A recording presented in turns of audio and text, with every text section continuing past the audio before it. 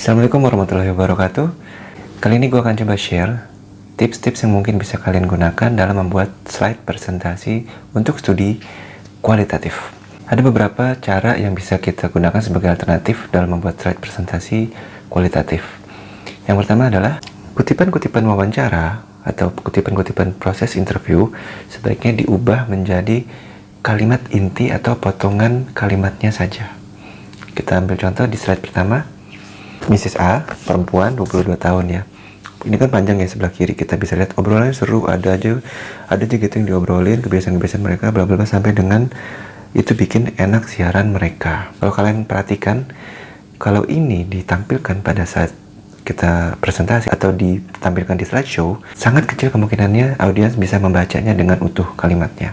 Jadi dari sekian banyak kalimat lengkap yang kita dapatkan dari hasil wawancara kita di sebelah kiri, kita bisa membuat salah satu alternatifnya, yaitu menjadi opsi pertama adalah membuat satu kesimpulan kalimat yang sudah kita interpretasikan terlebih dahulu. Jadi kita harus baca dulu satu kalimat utuhnya dari sisi sebelah kiri, dari hasil wawancara utuh kita, kemudian kita interpretasikan dan kita simplify atau kita sederhanakan menjadi penyiarnya menceritakan masalah apapun dibawakan secara ringan dan santai. Seperti itu. Oke, lanjut. Kemudian contoh yang kedua, misalnya masih dengan Mrs. A, perempuan 22 tahun. Obrolannya seru, ada aja gitu yang diobrolin, kebiasaan-kebiasaan mereka, dengan mereka, bla bla bla, sampai dengan itu bikin enak siaran mereka. Nah, ini bisa diambil potongan kalimatnya aja. Ya, kalau yang pertama tadi adalah kita mengambil kesimpulan tapi tanpa merubah konteksnya atau masih sesuai dengan isi dari hasil wawancara kita. Nah, yang kedua ini adalah kita cukup mengambil potongan kalimatnya aja. Teman-teman silahkan tentukan mana yang lebih mudah buat teman-teman dalam menjelaskan di dalam slide presentasi kalian. Oke, yang kedua yang perlu kita lakukan adalah jika menggunakan tabel-tabel, ada iklan, jika menggunakan tabel-tabel, pastikan bahwa tabel-tabel tersebut masih dapat jelas terlihat atau terbaca. Contoh, kita ambil contoh yang salah ya. Di headernya ada atribut, ada pernyataan 1, pernyataan 2, pernyataan 3, sampai pernyataan 4. Tapi pada saat nomor dari kolom nomor 1 sampai dengan nomor 6, itu terlihat sekali ini ada penumpukan. Kalau untuk sekedar membuat reportnya, ini masih bisa terlihat. Karena kita membacanya bisa kita zoom in, zoom out sebagai pengguna atau pembaca dalam file reportnya ya. Tapi ketika kita ingin menampilkan slide presentasi, maka pastikan bahwa semua informasi yang ingin kita sampaikan itu harus terlihat dengan jelas tanpa kita melakukan zoom in atau zoom out. Karena audiens tidak mempunyai kontrol terhadap itu. Sehingga yang bisa mereka lakukan adalah komplain pada saat kita presentasi. Mas atau mbak, nggak kebaca tulisannya. Atau, wah itu kok padat banget ya, saya pusing bacanya. Nah, kita hindari hal seperti itu. Maka kita ambil contoh tabel yang bisa kita lakukan adalah seperti ini.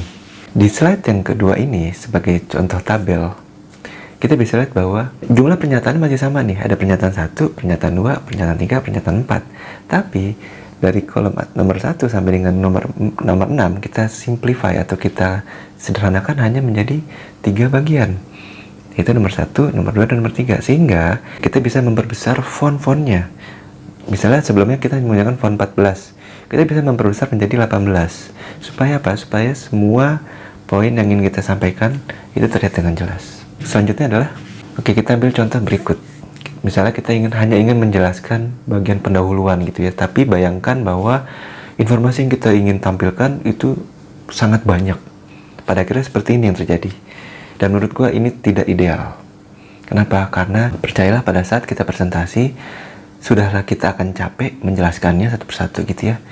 Audiens pun juga akan menjadi misleading terhadap informasi yang akan kita sampaikan. Pada akhirnya mereka hanya akan membaca, tapi mereka tidak memperhatikan apa yang kita sampaikan atau kita lakukan secara verbal. Gue udah mengalami ini berkali-kali, sehingga gue kapok gitu ya. Dan akhirnya gue coba simplify menjadi slide yang sebagai berikut. Oke, bagaimana dengan slide yang ini? Mungkin teman-teman akan langsung melihat bahwa oke, ini cukup clear karena ini hanya poin per poin, jadi ini langsung straight to the point. Jadi kalau kita bandingkan antara slide ini dengan slide sebelumnya, kita bisa membagi slide ini menjadi beberapa kategori atau beberapa poin. Misalnya kalau kita bicara tentang needs recognition dan information search-nya, maka kita bisa membagi ini menjadi 2 topik terlebih dahulu. Nanti di slide berikutnya kita bisa masukin poin ketiga dan keempatnya. Dan slide berikutnya lagi kita bisa masukin poin ke 5 dan ke 6-nya dan seterusnya. Jadi gitu cara kita membuat slide presentasi untuk studi kualitatif.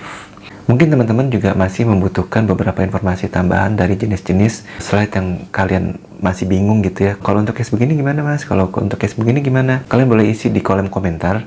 Mudah-mudahan gue bisa bantu untuk jawab satu persatu, dan mudah-mudahan gue juga bisa bikin vlog tambahan lagi untuk teman-teman supaya kalian bisa lebih jelas dan kita diskusikan ini secara bareng-bareng. Oke, semoga bermanfaat untuk teman-teman semua. Jangan lupa like dan subscribe YouTube channel gue. Sampai ketemu lagi di vlog-vlog berikutnya.